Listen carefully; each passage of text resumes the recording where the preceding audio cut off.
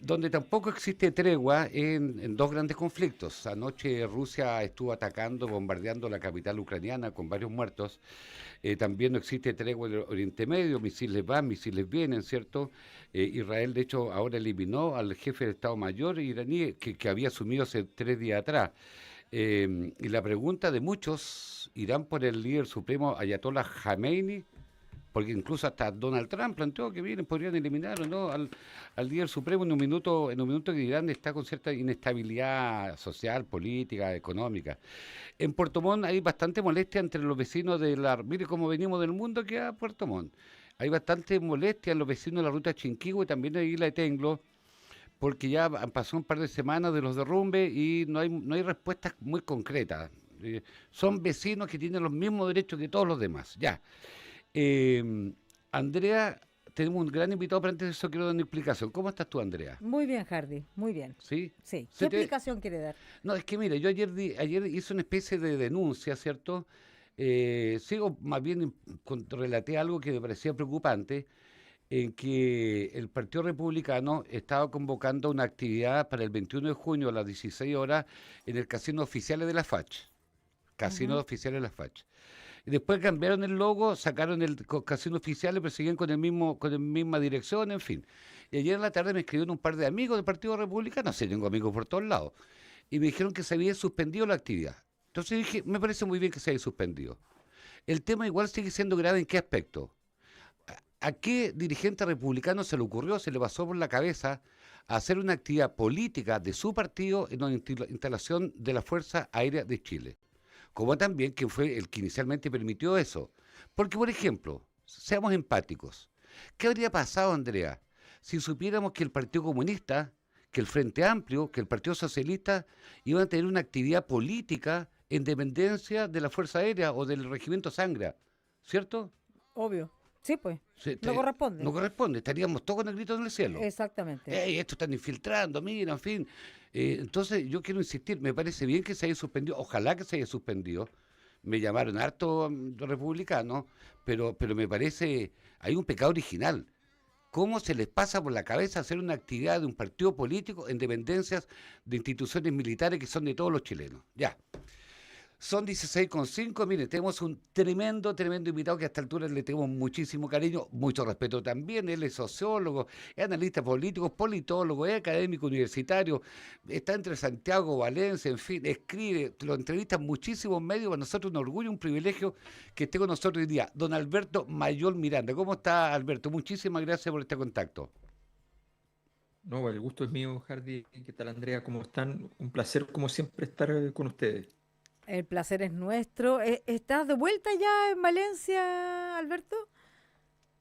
Sí, estoy yendo y viniendo ya. Yo creo que ya en los próximos días ya técnicamente tengo que volver vuelvo a la universidad en un par de semanas. Ajá. Entonces ya estoy viendo cómo hago el desembarco.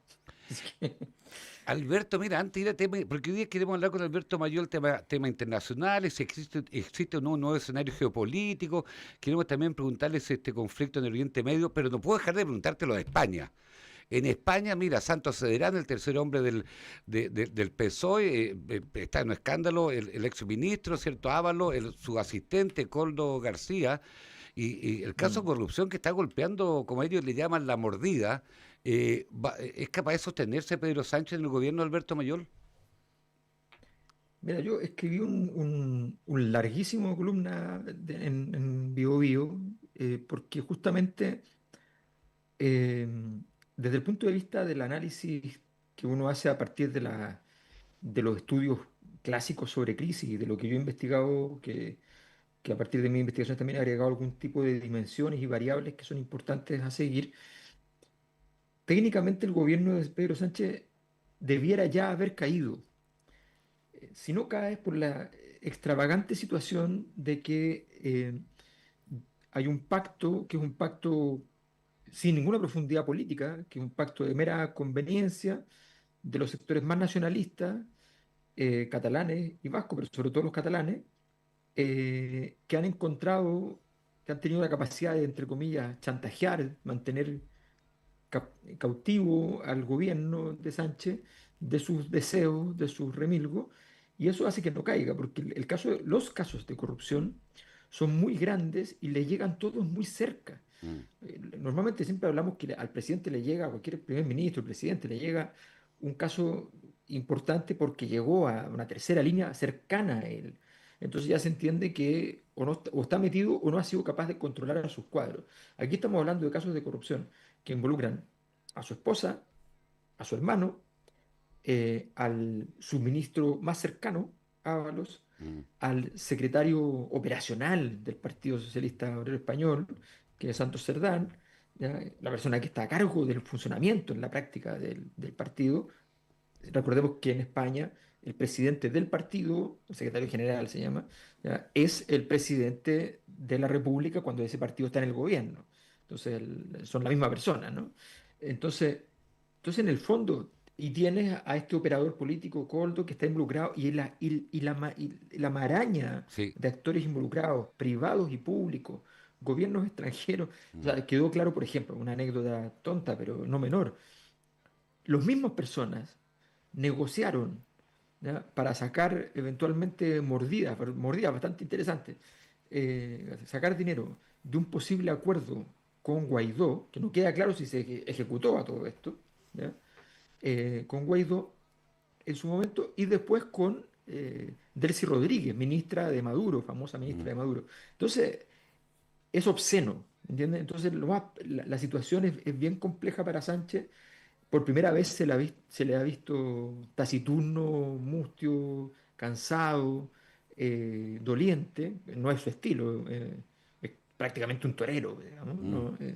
Y la verdad es que está pasando momentos muy difíciles y da la impresión de que es muy difícil que salga de esta, pero al mismo tiempo es difícil imaginar que los que viven de todo el acuerdo con Sánchez, que son estos partidos nacionalistas y sobre todo, insisto, los catalanes que están procesados por la justicia, fueron Sí. indultados por Sánchez, o sea, dependen mucho de él, es muy difícil que le quiten los votos en el Congreso.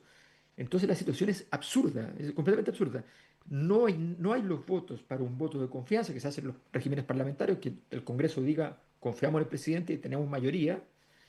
No están los votos tampoco para lo contrario, para un voto de censura. ¿Ya? No están los votos para poder sacarlo. Entonces, ¿para qué están los votos? O sea, no hay Porque votos para una cosa ni para la otra. entiendo que se requieren 177 votos, porque, pero además en el caso de Santos Cedrán, él fue el que negoció con Puigdemont en Suiza, en Bruselas, ¿cierto? Exacto. Y por tanto allí tiene que haber habido cosas, hasta hay lío hasta de prostitutas. Mira, Eva, como dices tú, Alberto, es bastante obsceno. Yo seguí la noticia, pero por otro lado, Pedro Sánchez es un tipo resistente. Mira, el año 2014, cuando lo echaron, en fin, recorrió No, toda España en su Renault, con estos mismos personajes, con Ábalos, ¿cierto? Recorrió toda España y pero está, yo creo, mira, como algunos dicen, es un presidente zombie en la Moncloa. sí, pero es un gran artista para Mm, estas cosas, pero en este caso se quedó sin repertorio. Es bien evidente. Yo he seguido los casos porque es como de libro, ¿no? Entonces, de hecho, he estado escribiendo mucho sobre eso y tengo mucho material porque justamente me ha parecido muy interesante. Yo siempre investigo las crisis. Porque mi área de expertise en el fondo son las transformaciones, ¿no? Y en las transformaciones hay de dos tipos, básicamente. Transformaciones constructivas y transformaciones destructivas. A las destructivas normalmente las llamamos crisis. Hay otra forma que es la corrosión, ¿no? Que es la muerte lenta. Pero normalmente hablamos de crisis para las de transformaciones destructivas. Y esta es particularmente intensa. España lleva 2 años sin aprobar presupuestos de la nación. Han funcionado sin presupuesto, porque no se lo aprueba el Congreso. O sea, es un nivel de problemas de gobernabilidad. Está procesado el fiscal nacional. mm, O sea, sí. está procesado por delito del fiscal nacional. Entonces, y que es muy cercano. En el caso de España, el fiscal, prácticamente el presidente que llega nombra un nuevo fiscal. O sea, no hay en esto nosotros tenemos una institucionalidad bastante más robusta. Sí, está bien vinculado al PSOE. Alberto, Mm. metámonos en tema, mira, antes de ir a este tema que tu columna grande, que la leímos con la Andrea, lo comentamos, ¿cierto? Y era una motivación de conversar hoy día contigo, pero antes metámonos en lo que está pasando en Oriente Medio, mira, Según algunos analistas, lo que ha hecho Israel con Irán es tal vez uno de las operaciones militares más sofisticadas, más audaces, más quirúrgicas, porque efectivamente hay una guerra hoy día entre Israel e Irán. ¿Cuánto va a reconfigurar? ¿Cómo ves tú ese conflicto que estás ahí en Europa, Alberto Mayol? Mira, todavía esto aclaró una parte. Aquí hay muchos elementos que no están aclarados a nivel del conflicto geopolítico en Europa-Asia, en el fondo Medio Oriente. Em, Uno de ellos era disipar las dudas respecto a la magnitud de los apoyos reales, potenciales de Irán, que era una gran pregunta. Es cierto que hay antecedentes de que Irán ha recibido apoyos de Rusia, de China, pero esos apoyos han sido apoyos menores, no son apoyos estructurales que vayan a cambiar el destino de Irán en el conflicto. En el caso de Israel, como sabemos, el apoyo de Estados Unidos siempre ha sido muy importante. En este caso fue más bien logístico. Ellos tenían, para poder hacer toda la operación, tenían un déficit de aviones cisterna, ¿ya? Y Estados Unidos procuró aquello, pero también varios de los misiles que se usaron para interceptar, a su vez, los misiles que venían desde los balísticos que venían desde Irán, también fueron aportados por Estados Unidos. Esas son tecnologías, entre comillas, más sencillas, ¿ah? No son bombas, de hecho, son cosas que van a chocar nomás, para poder. Lo que pasa es que hay que achuntarle, Mm. no es menor. Entonces, la verdad es que ha sido este redibujo de Oriente Medio, en realidad viene a darnos claridad respecto al sinceramiento de la situación. Irán no tiene la capacidad militar que muchos países de Occidente se imaginaban. No tiene la magnitud de los apoyos que algunos esperaban del eje que está de China y Rusia. Y las razones son varias. Eh, Nosotros tendemos a pensar en los países islámicos versus Israel, por decirlo así. Y la verdad es que no funciona así. O Mm. sea, muchos de los países árabes tienen una relación larga, pragmática, ¿ya? No amistosa, pero no conflictiva con Estados Unidos. Arabia Saudita, Qatar, Jordania, por ejemplo. Entonces el asunto no es tan sencillo como se suele plantear. Los iraníes, para colmo, ellos se ven a sí mismos no como un país árabe, Mm. son un país persa. Sí, pues. Y entonces eso le da una distancia. Y ellos se sienten con una distancia histórica respecto al resto de los sectores, porque es una zona históricamente muy prestigiosa, digamos, muy importante en la historia. Entonces, todos esos elementos están en la base de estos conflictos. Por tanto, esa lectura mecánica quedó claro que no funciona y que las cosas están más complejas, que hay más claridad respecto al ordenamiento del mundo en Asia, en África, eh, y, y el resto, incluyendo Medio Oriente, todavía está a la búsqueda porque la situación es muy loca. Si en Israel, si tú sacas la guerra, lo más probable es que el gobierno de Netanyahu cae. Así es. Y en Irán, en este momento, hay una alta probabilidad de que caiga el gobierno. Y el gobierno no va a caer por esta guerra. El gobierno ha tenido ya varios estallidos sociales por razones económicas, por un problema de gobierno convencional, como los que tenemos nosotros, como lo que pasó en el 2019, ¿ya? Entonces no tiene que ver con este conflicto. Entonces hay problemas internos muy fuertes en ambos países, y lo que está haciendo Netanyahu es básicamente ganar tiempo para sí mismo porque él estaba en un proceso de judicial de corrupción, que ustedes pueden ver el documental. Hay un documental sobre esto, eh, sobre el caso de Netanyahu, Ujú. que es muy interesante porque son todas las entrevistas reales que le hacen la policía, los detectives, y es muy notable, ¿ah? Muy notable porque los detectives, que son detectives de número, ¿no? Normales, tres detectives entrevistan a Netanyahu y lo ponen en las cuerdas, grabado en video y publicado a través de este documental. O sea, estamos hablando de una situación bien compleja para Netanyahu cuando la guerra termine, pero mientras tenga la guerra, Mm. esto le permite jugar a la seguridad nacional. Ujú. Ataque preventivo le llama él. Pero Alberto, mira, no, tú el día 9 de junio, hace poquitos días atrás, escribiste una columna, un análisis bien novedoso. Occidente ya no entiende el poder, el nuevo escenario geopolítico y el error de Chile. Pero yo quisiera que después de analizar Mm. este otro artículo, volvamos a Medio Oriente, porque quizás después lo dirán, no sé, cuánto se asemeja un poco a esto, cuánto Mm. entra, qué analogía se puede hacer, no lo sé. Pero partamos Sí, con esto A otro. propósito de la guerra entre Rusia y sí, Ucrania. Mm. Exactamente, sí, sí, sí. sí. Sí, mira, a mí lo que me llama la atención, no solo para Chile, en Occidente, pongo un ejemplo súper simple. Si uno tuviera que elegir los personajes políticos más influyentes, más relevantes en el siglo XXI, pensando en las consecuencias de lo que han hecho, no cuánto aparecen en la prensa, ¿ya? No pensando en lógica de redes sociales, Ujú. Mm. tantas visualizaciones, sino que pensando en las consecuencias políticas, la capacidad de hacer proliferar una forma de ver la política. Yo te diría que los más influyentes son tres. Uno no es una persona, sino que son un grupo, pero los otros dos son personas. En primer lugar, el, el líder húngaro Víctor Orbán. Víctor Orbán es el que inventó una nueva derecha. Inventó una nueva derecha, que es una derecha donde se han subido los Trump, donde se han subido los Milei. Es una derecha completamente que va mucho más hacia la derecha, que tiene una tendencia a resolver los temas capitalistas, a resolverlos más bien fuera del mercado, sino que más bien a través de, de- de mecanismos, de lo que se llama coloquialmente el capitalismo de amigotes. O sea, necesitamos inversión en esto, llamo a este otro que tiene tales cosas y viene a invertir, ¿ya? Y que arma una estructura bastante pesada, digamos, de poder, que va concentrando poderes constitucionales, lentamente va haciendo captura del Estado, ¿ya?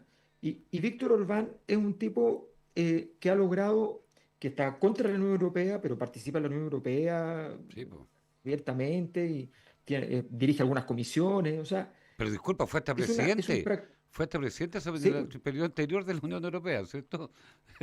exactamente. Entonces, un tipo muy influyente, muy importante, de un país pequeño, pero que ha logrado construir un modelo de crecimiento de las derechas que en toda Europa ha sido muy importante. El surgimiento de Vox, el crecimiento de Le Pen, qué sé yo, todo eso, esos movimientos, y en Polonia, ahora que de hecho ganaron, en Alemania con AfD, en fin. O sea, tiene una mucha importancia. Ese es un primer nombre. El segundo nombre, la mayor parte, o sea, no sé si en el diario en Chile ha salido más de 3 veces, ¿me entiendes? Mm. En segundo lugar está un personaje que este sí que no sale ni en las cómicas, que es Alexander Dugin. Alexander Dugin Ah, es sí, el director de un instituto de geopolítica en Rusia, antiguo enemigo de Vladimir Putin, sí. ¿ya? Estaba en contra. Finalmente Putin lo contrata para el análisis geopolítico y de ahí nacen los BRICS, la tesis de los BRICS, este grupo de países que están divididos regionalmente, Brasil, Rusia, India, China, Sudáfrica, ¿no? Eh, Esos países son seleccionados a partir de la idea de que cada zona geográfica importante tiene que tener un organizador de eso, y todos estos tienen que estar juntos en contra, en el fondo, de la OTAN, ¿no? Ese es como el diseño. Eh, Dugin encabeza dentro del Kremlin, dentro de los militares del Kremlin, encabeza lo que se denomina internamente el partido de la guerra. El partido de la guerra son aquellos que vienen hace 20 años diciendo que Rusia debe invadir Ucrania. Hace mucho rato. Y que ha considerado miren esto, que Vladimir Putin es un blando, ¿ya? Es un blando que nunca...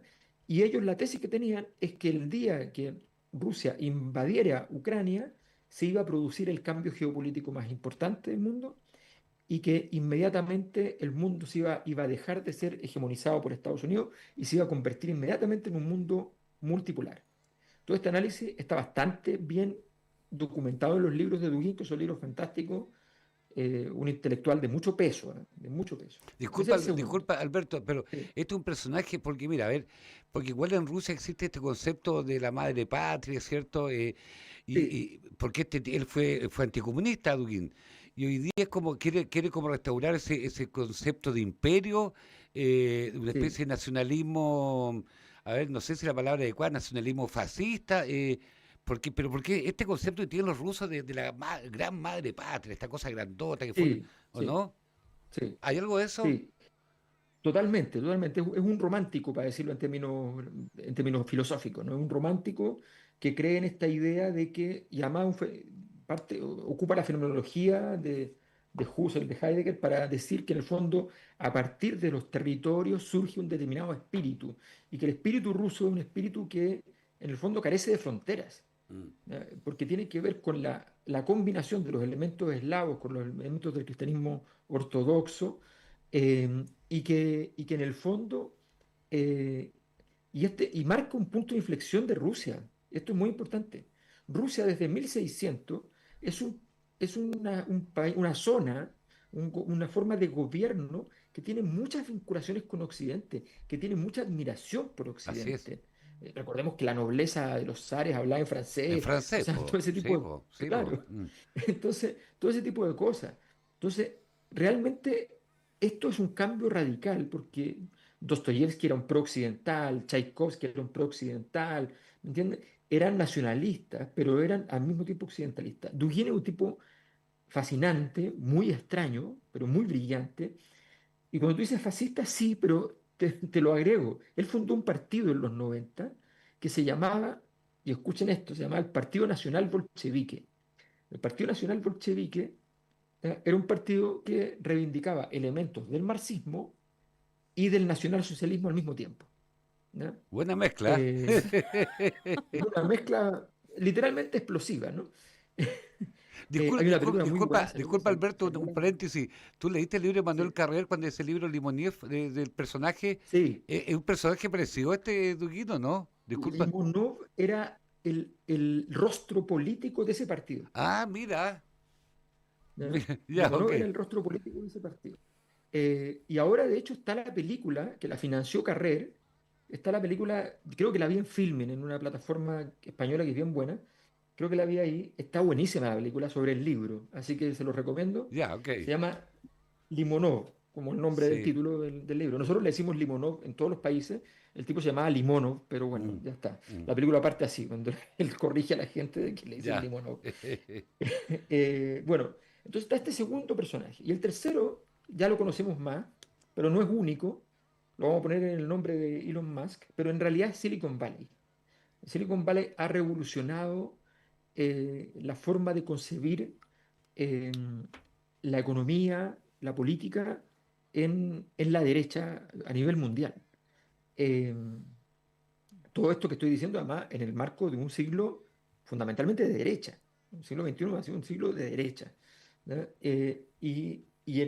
Dentro de esto está Silicon Valley, que viene con esta especie de epifanía tecnológica bastante mística, con bastantes elementos que se llaman colapsistas, es decir, la idea de que va a llegar un momento en el cual la tecnología va a producir un cambio tan grande, tan disruptivo, tan fuerte, que se va a producir una gran crisis, pero que esa gran crisis va a abrir los horizontes de un futuro mucho mejor. Las tesis colapsistas son todas aquellas que consideran que cuando venga una catástrofe, después vendrá algo mejor. Nota al pie, paréntesis, eso es lo que piensan los islamismos radicales, Sí, lo que pues. piensa el judaísmo radical, lo que piensa y lo que piensan los anarquistas radicales, básicamente, ¿no? Y tal vez por eso Elon Entonces, Musk, disculpe, y tal vez por eso Elon Musk y otros más están siempre tratando de enviar de nave a Marte y a otros planetas, pensando un poco en sí, eso, ¿sí? Sí, pensando en que va a ocurrir eventualmente un colapso civilizatorio importante que podría ser también climático y en cuyo caso hay que salvarse y naturalmente no se van a salvar, ni siquiera va a ser como el apocalipsis. En el apocalipsis solo muere un 30% de la población mundial. En este caso ¿ya? Va a ser bastante más porque los que se van a poder ir en un par de naves a Marte, yo creo que son bien pocos, ¿no? Sí, po. No, Alberto, y en este caso los mesías son sistemas nuevos. claro, claro, el mesianismo es de máquina, en el fondo Ah, la construcción. No tenemos que dejar de pensar en una cosa que es bien llamativa. Eh, Nosotros hemos vivido siempre en un ecosistema. Ese mm, ecosistema lo intervenimos mucho porque construimos ciudades, porque dejamos la naturaleza, controlamos la naturaleza a través de espacios civilizatorios culturales llenos de cemento. Ok, hemos construido las ciudades, todo eso. Pero con la digitalización hay un fenómeno que es distinto. Ha surgido un nuevo espacio y ese nuevo espacio es completamente abstracto. Y la propiedad sobre ese espacio está basado en reglas que desconocemos. Cuando yo entro a una plataforma, cuando yo entro a una red social, desconozco las leyes que la rigen, no conozco el algoritmo, no sé dónde estoy, no voy a saberlo nunca. Tiene propietario ese algoritmo mm. que sobredetermina la realidad que va a ocurrir. Entonces, estamos viviendo una época donde en el fondo el mundo ha sido duplicado en tamaño, o triplicado en tamaño, lo que ustedes quieran en cantidad, ¿ya? Pero con un mundo, con ese otro mundo que no tenemos manera de poder comprenderlo y de poder intervenir sobre él. Está bien, Alberto, pero eso, mira, mira, es un poquito apocalíptico y me parece muy interesante lo que estás planteando. Pero al mismo tiempo, hoy día porque tú escribiste, Occidente ya no entiende el poder. Efectivamente, mira el poder que tiene China hoy día, mira el poder que está surgiendo India, ya tiene India 1.400.000 habitantes, ahí también tiene su propio Silicon Valley. El rol que está cumpliendo cierto Rusia, también Turquía, ahí un poquitito. Eh, y Europa como que uno ve como una señora más antigua, media que mira como de lejos, como que está ahí media mustia Europa, ¿no? Sí, Y Estados Unidos sí, como en busca de mi destino. No sé si te sigo en sí. eso, Alberto. Bueno, claro, o sea, si nosotros miramos Occidente, eh, Occidente, lo que tú dices es una buena metáfora. Efectivamente, Europa es una sociedad cansada, confundida, que como vive bien, Mm. ¿ya? Con problemas, pero vive mucho mejor que el resto, digamos. Entonces, dentro de todo, se satisface de aquello, eh, pero una sociedad sin mayor, en la práctica, quedó cumpliendo un rol de restaurante, residencia secundaria o principal de las élites mundiales, ¿ya? Tener hotelería, ¿ya? Eso es Europa, los museos, Mm. ¿ya? Entonces es un museo viviente eh, y perdió un rol geopolítico importantísimo, ¿no? De hecho, Europa hasta hace 3 años tenía un control cada vez menor, pero un control importante de muchos países africanos. Hoy, si tú buscas países africanos que tengan una gran importancia de influencia europea, te vas a encontrar con Isla Reunión, que es un protectorado ¿ya? de este porte, y ya, no hay Mm. más. Entonces, Europa ha perdido una cantidad de poder enorme. En gran medida, esa es una tesis mía, digamos, en gran medida porque ha perdido su capacidad de entender qué era lo que le daba su poder diferencial. Su poder diferencial estaba en la civilización occidental. Pero de pronto, desde que nace la OTAN, se establece que la civilización occidental en realidad no importa, lo que importa son los países occidentales, los acuerdos occidentales. Y por Ok. tanto se convirtió en un conjunto de países occidente. Y eso es bastante delicado. Y el dueño de Occidente pasó a ser Estados Unidos, que es un país donde la cultura occidentalista, la civilización occidental, es bastante más pobre de lo que nos imaginamos. Les pongo un ejemplo súper sencillo. En Chile, la cantidad de gente que considera que, los, que el mundo y los seres humanos fuimos creados de una vez, o sea, el creacionismo, ¿ya? O, o a través de esto que se llama el diseño inteligente, que es que Dios lo creó jugando un poco a llegar a un resultado, ¿ya? Que son dos formas de creacionismo. En Chile eso no llega al 20%. ¿Ya? En Estados Unidos eso es 2/3 de la mm, población. Entonces, Estados Unidos es un país que en muchos datos está fuera de la lógica de los países desarrollados. Tiene la esperanza de vida peor que Chile, más cercana a la de Perú. ¿Ya? O sea, tiene un conjunto de datos que son bien discretos y que hablan de unas políticas públicas bastante empobrecidas. Eh, Estados Unidos ha sido un jugador geopolítico disruptivo que ha generado, o sea, para decirlo en simple, ¿no? En Medio Oriente, estoy hablando de la lógica norteamericana, ¿a quién se le ocurría atacar a los países que eran más occidentalistas? sí, pues, sí, O sea, los pues, países más occidentalistas eran sí, Irak y Siria. sí, pues, ¿Ya? Te pueden caer mal los líderes, sí, todo lo que tú sí, quieras, pero tú tenías, sí, pero ahí estaba Occidente en pleno, mm, ¿ya? Como había estado en Irán antes y se había mm, acabado con la Ayatolá, qué sé yo. Entonces, tú dices, es rara la gestión política, intelectual, en ese sentido de Estados Unidos. Es muy de pelea corta, no de pelea larga. Y ahora ha aparecido China, que tiene una visión de la historia así extraordinaria, con un manejo de los tiempos sorprendente, eh, y que nos viene a decir una cosa que este es el gran error de toda esta época nuestra, ¿no? De los 90 en adelante.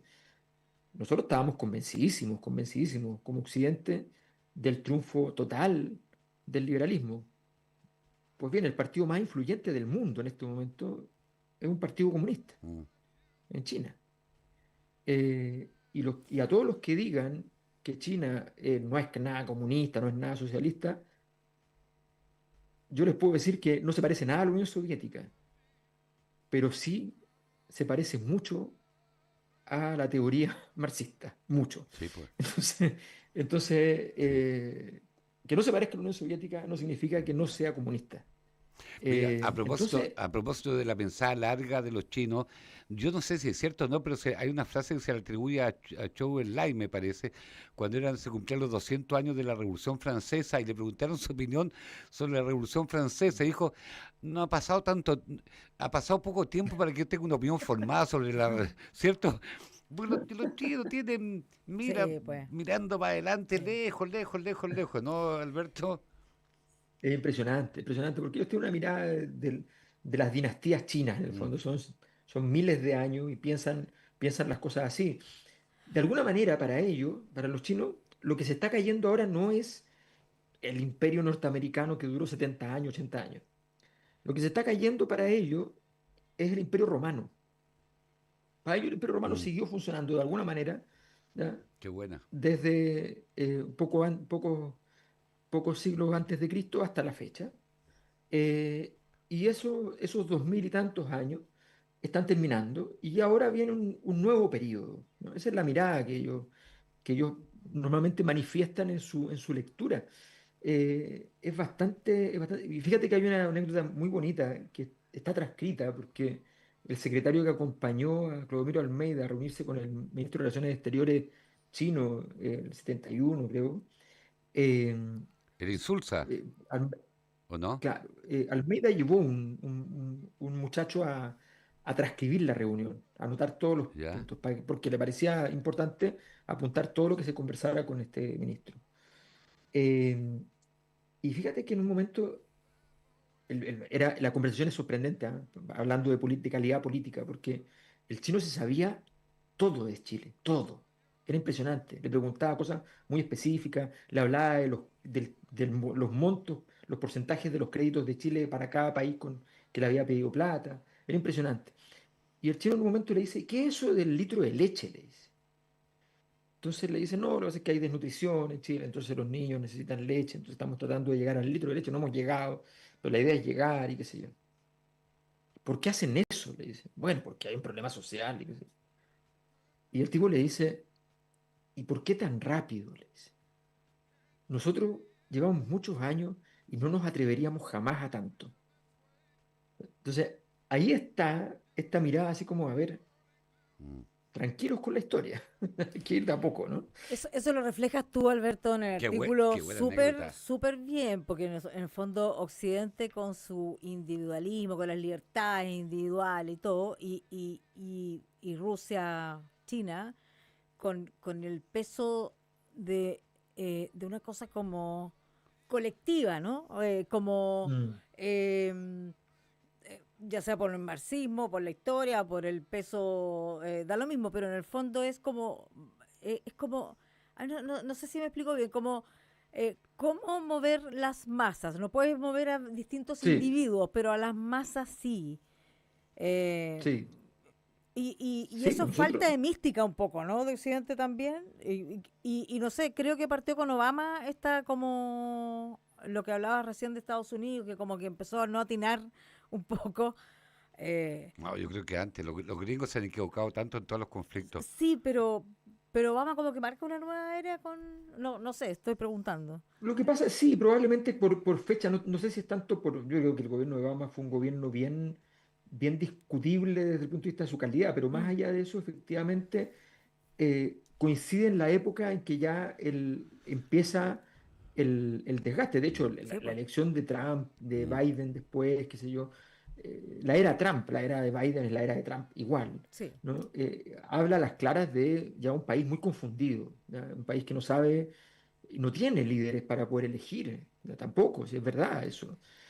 Entonces, pero sí, yo creo que efectivamente nosotros, el el individualismo tiene grandes virtudes, porque el individualismo permite una realización personal, un desarrollo, una creatividad muy importante. El problema de cualquier cosa que sea un recurso positivo es si acaso puede ser también un recurso que te quite poder, que te quite capacidad de acción.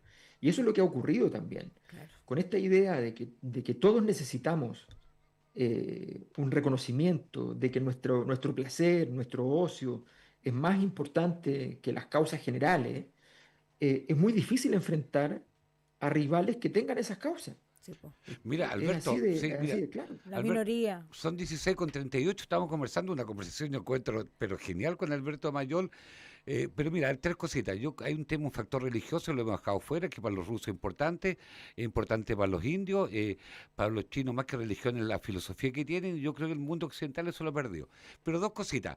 En este contexto, este nuevo orden mundial geopolítico, Alberto, Sí. ¿qué se está jugando en Ucrania, Rusia? Y segundo, ¿qué está pasando con América Latina? Porque al final del día, en todo el siglo XX, aquí en América del Mm, Sur, ¿cierto? Hubo cuántos conflictos. El conflicto de Ecuador con Perú, que fue una cosa corta, pero sí el tema así de Paraguay con Argentina, Brasil, ahí sí, pero este es un continente, esta parte del continente bastante pacífico. Ya, Ucrania, ¿qué se mm, juega? ¿Y qué rol podemos cumplir acá en esta parte del sí. mundo, Alberto? Y aprovecho de decir una cosa muy breve sobre todas las religiones y las culturas de base, que Mm, son súper mm, importantes. Si nosotros verificamos desde el momento de la crisis del Vaticano, Occidente pero se desplomó. O sí, sea, seamos sí. justos y concretos, la crisis del Vaticano significó para Occidente una caída brutal. Dicho esto, Con Obama, pues. Ucrania, bueno, Coincidió. el tema, ahora, el tema de Ucrania, yo creo que a ver, todos los clásicos de geopolítica consideran que, cuando digo todos, ¿ah? O sea, todos los importantes, Kissinger, por de pronto, Brzezinski, el mismo Dugin, qué sé yo, todos consideran que quien controle la dinámica que se llama euroasiática, Mm, ¿ya? Esa dinámica, quien controle el centro, la relación entre Europa y Asia, entonces controla el mundo. Entonces, siempre se ha considerado que Ucrania es crucial y que va a ocurrir, sí o sí, van a ocurrir conflictos allí. Pues bien, eh, entonces Ucrania siempre ha quedado claro esto. El- la tesis de Estados Unidos de hostigar a Rusia era una tesis basada en una teoría que ha demostrado ser muy equivocada, que es una teoría más bien economicista del conflicto. Nosotros los occidentales estamos convencidos que toda la gente del mundo se Piensa como termina uno. muriendo ante una quiebra económica. Mm, Como nosotros no somos capaces de resistir una quiebra económica, como para nosotros, por decirlo así, como estados, ¿no? No llegar a fin de mes como estado es una mm. cosa muy grave, ¿ya? Entonces nosotros consideramos que todos los demás, si nosotros les cortamos el agua a los demás se van a morir. Vamos a ser como una especie de sitio, de una ciudad sitiada. Bueno, esa tesis ha demostrado ser equivocada. De hecho, Occidente diseñó todo su repertorio diciendo, mira, si yo tengo acuerdos comerciales con 150 países, hay 150 países que no me van a atacar nunca porque van a perder plata al atacarme. Bueno, el problema es que alguno de esos países que te ataque, si te gana tanta plata, digámoslo en plata, ya que Mm, no importa tanto la plata, ¿ya? Gana tanta plata que le da lo mismo, se la juega. Es un problema de riesgo. Entonces, toda la tesis central era que, en el fondo, todos estos países iban a ser comprables de alguna manera. Si entraban a la Unión Europea, tenían los beneficios, si tenían apoyos militares, entonces iban a estar aliados a Occidente y punto. Y esa tesis es una tesis que, vamos a decirlo así, impide pensar los relieves culturales, los relieves de poder, las estrategias militares, impide pensar otro tipo de criterios. Y los rusos, toda la vida, han entendido muy claramente como cultura que ellos dependen fundamentalmente de lo militar. A los rusos eh, nunca les fue un problema saber que construyendo San Petersburgo se murieron 250.000 personas trabajando ahí. Mandaban de 50.000, se morían los 50.000, mandaban los 50.000. O sea, nunca fue un tema. La grandeza de Rusia es más importante.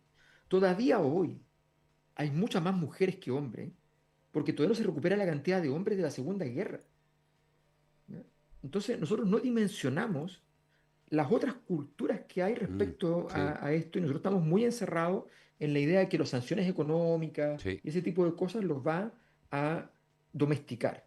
Y no contábamos además con el hecho de que es evidente que China ha ayudado económicamente a Rusia para que no se le caiga la moneda, a tal punto que la moneda en plena guerra no le pasó nada, prácticamente nada. De hecho, ha tenido épocas dentro de la guerra bastante buenas.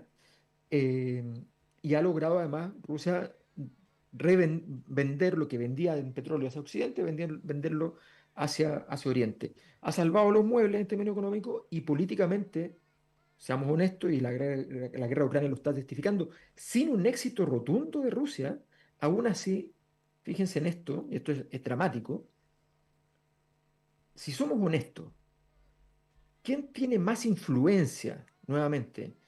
No más likes, no más Mm. apariciones en la prensa, pero ¿quién tiene más influencia hoy día en el mundo, en términos políticos, en términos de futuro, si comparamos a Rusia con Estados Unidos? No digo a China con Estados Unidos, digo a Rusia. Entonces, ya Rusia es competitiva en aquello porque ha demostrado ser capaz de domesticar bastante a Estados Unidos y Trump ya no sabe qué hacer con ello. Mm. O sea, mire, yo soy convencido que a Occidente le costó mucho entender el resto del mundo. Mira lo que fue la invasión. Como dices tú muy bien, Saddam Hussein podría haber sido un canalla como dictador, pero tenía un país bastante controlado, lo mismo que Gaddafi. Y después hoy día son verdaderos polvorines. El Estado Islámico surgió de eso, surgió de la reminiscencia, ¿cierto? De ese ejército, en fin. Y el tema religioso es un tema también muy importante, que somos incapaces de entender la religiosidad, que mira, el caso del mundo islámico son cerca de 1.800 millones, es un factor. Eh, tercer temita, mira, alguien me dice, a propósito de Hannah Arendt, la violencia, que en todo ¿qué rol cumple la violencia en este nuevo orden? Porque hoy día estaba leyendo que a propósito del conflicto de Rusia con Ucrania, a propósito del conflicto de Oriente Medio, la mayoría de los países van a duplicar su compra de armamento nuevamente con Mm. misiles, en fin. La violencia que esta vez es partera de la historia, ¿no? Sí, sin duda. Y va a ser además, a ver, la violencia va a crecer sin duda. Y la conflictividad va a crecer sin duda. Es un mundo de autoridad, de poder, eh, más que de legitimidad. Mm, Nosotros veníamos acostumbrados que se había forjado en la última, en los últimos décadas del siglo XX sentíamos que venía una época donde la legitimidad iba a ser clave para la construcción política.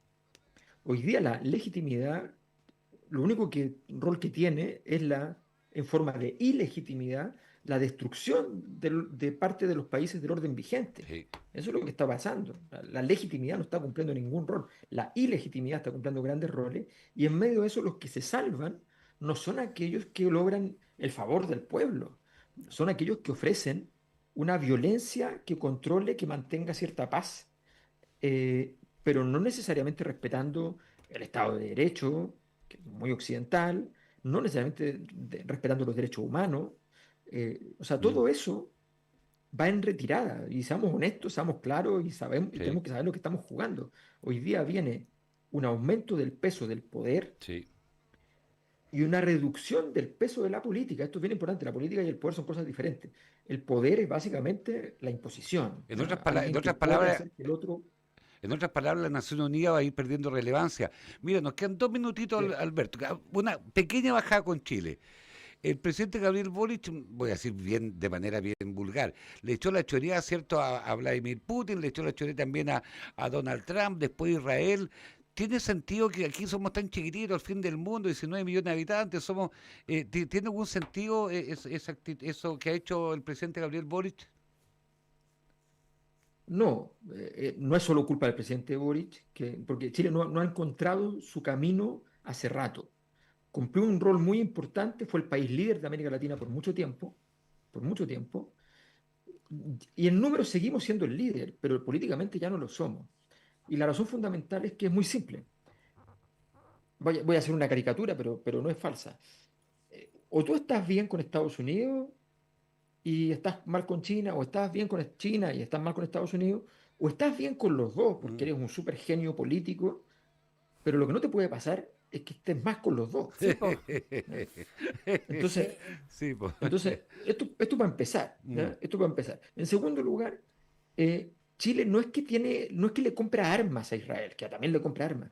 Chile le compra los sistemas de inteligencia a Israel. mm, ¿Cómo te vas a pelear con tu proveedor de inteligencia, de sistemas de inteligencia? ¿Cómo cambias un sistema de inteligencia?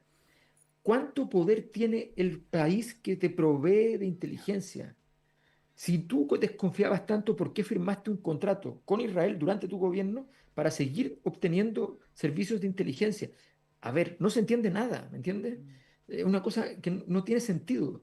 Tú tienes legítimo derecho, porque eres presidente de la República y el jefe de Estado, para tener una política exterior determinada. Pero lo que uno espera es que esa política exterior esté basada en algún fundamento y no en lo que te pareció cada cosa por separado, porque cada cosa por separado mañana va a ser un caos. Entonces, Chile en este momento tiene que sentarse a mirar cómo diablos recupera su posición en América Latina, qué puede ofrecer al resto de los países latinoamericanos para ser un país principal. Entendamos que Brasil, y esto es bien interesante, Brasil, que va a ser el país de referencia de los BRICS para América Latina, no va a poder nunca ejercer ese poderío muy grande porque los BRICS, que no conocen mucho América Latina, no se dieron cuenta que el único país que habla otro idioma y que tiene otra cultura y que es súper interno y no es externo. sí, pues Brasil. Mm, Entonces, mm. van a tener que buscar otros países para poder relacionarse, y de momento está haciendo Perú. Y Chile, que tiene un activo que Perú no tiene y ningún otro país de América Latina tiene, que es la calidad institucional, Sí, pues. la calidad de su derecho, la calidad de sus instituciones, esa calidad que está de capa caída, pero sigue siendo mejor, esa capacidad no está siendo un diferencial para nosotros y tenemos que construirlo como tal, porque si no, no vamos a tener mucho rol. Y tenemos que ayudar a que América Latina tenga un rol en todo esto, porque en todo esto, si hablamos de todos los continentes, casi todos tienen hoy día un rol o un problema muy concreto, pero en América Latina ni siquiera sabemos cuál es el problema que tenemos, más allá del narcotráfico. Alberto Es verdad. Mayol Miranda, mira, ha sido un privilegio, han llegado harto saludos, en fin, aquí podríamos seguir conversando muchísimo rato, contigo un agrado, A mí me quedaron tantas dudas, tantas pero, cosas. pero mira, tú sabes que Cronos es imparable, eso, Cronos avanza, y no hay nada que hacer con Cronos por Alberto Mayol. ¿Qué horas son ya en España? ¿Son las 10 de la noche o Son no? las 10:51. Sí, me imagino que está caluroso Valencia estos días, ¿no? súper caluroso ya, sí. Y eso que no hemos llegado a julio, a agosto, ni hablar, agosto es tremendo aquí, así que entonces Te es informo tremendo. que por estos lados estos días vivo muchísima lluvia, mucho viento, así que mira, el contraste, yo sé que el contraste es evidente, pero hoy día tuve un privilegio de conversar contigo, Alberto Mayor, de verdad. Muchísimas gracias, un abrazo muy grande a la familia y siempre te hemos dicho, cuando venga a Chile tienes que venir a arrancarte al sur y aquí tendremos una buena conversación con corderito, marisco, en fin, como tú estimes, Exacto. Alberto. Eso, armaremos algo. Sí, sí. Encantado. Gracias, Gracias. Alberto, Gracias, gracias. Andrea, gracias. Hoy no, Gracias. mira, genial, realmente tuvimos el programa completo, nos saltamos los comerciales porque yo Sí, es sentí que que era un privilegio lo que estábamos conversando, que son miradas que normalmente no las tenemos, porque estamos metidos todos nosotros, ¿cierto? A veces en el comidillo, pero hay que ver lo que está pasando en el mundo. y ahí nos damos cuenta que somos chiquititos. Ah. Sí, pero obvio, mira, para mí el tema religioso, lo digo, es un factor. Sí. Hoy día las iglesias en Europa están siendo más bien museos. Es que es Anda, Europa sin europeos, Harold. anda el mundo islámico. Pero por otro lado también Oriente, que no el tema religioso, el tema filosófico, confuciano, el caso de los chinos, eh, que vale decir la cosa espiritual. Yo creo que Europa en particular ha perdido la espiritualidad y es probable que por eso también empezó un poquito cierto agotamiento, cierto desplome, así como esas flores medias mustias. Andrea, tenemos que irnos. Sí, pues. eh, Saludemos a nuestros Tenemos que auspiciadores. saludarlo, pero, o sea, por Obvio, favor, y pedirle disculpas que sí. nos saltamos. Exacto. Como todos los días queremos saludar a Ferretería Weitzeler siempre junto a ti. Y yo siga leyendo usted, mujer, No usted alcanzamos a pelar a nadie, a oye. nadie, ¿cierto? Sí, pues Salmón Chile. Comprometidos con el sur y su gente. Covepa, la mejor solución para la zona sur austral. El boliche y las empanadas en Caleta la Arena, una parte de tu experiencia turística. Multiex, producimos un salmón premium desde el sur austral de Chile y lo llevamos a la mesa del mundo. Crel, Cooperativa Regional Eléctrica Yanquihue. Inmobiliaria Marta David invita a conocer Mirador de Volcanes, Condominio Vista Chinquihue y Condominio Piedra Azul. Imagina tu depto, imagina tu casa. Y un portal, trabajosenobra.cl, para que usted ofrezca su trabajo de la Cámara de la Construcción. Cámara Chilena de la Constitución. Mira, Así es. si algún auditor, auditora, auditores, quiere escuchar, quiere ver a Alberto Mayol, Así es.